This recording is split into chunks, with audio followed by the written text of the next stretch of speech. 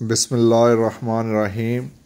अस्सलाम वालेकुम। वेख रहे हो जी तुसी अपना सुर्खियां चैनल ते मैं हाँ तुहाडा मेज़बान बिलाल। भरावां वास्ते रोज़ाना की नवीं तो अच्छी वीडियो लैके भाई शान हाज़र होंदे ने।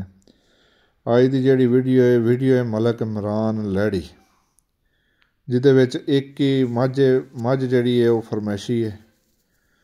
5 महीनों की पास गारंटी शुदा 6वें महीने लगी है तो दुध जिहड़ा इहदा तकरीबन 7 किलो।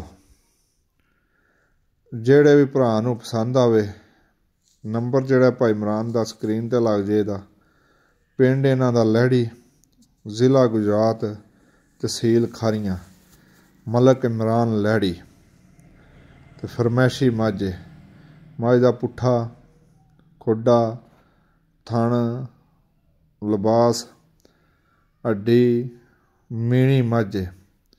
एक हड्डी दी मझ है।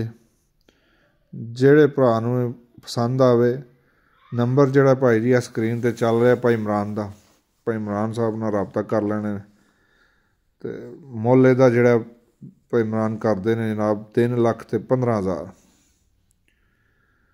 जिहड़े भरा नूं पसंद आवे मझ भी ते मुल भी वह भाई इमरान नाल राबता कर ले। इस वीडियो के नाल इजाजत चाहांगे जनाब। इंशाअल्लाह अगली वीडियो के नाल फिर हाज़र होवांगे। नारा जनाब मारना पाकिस्तान जिंदाबाद।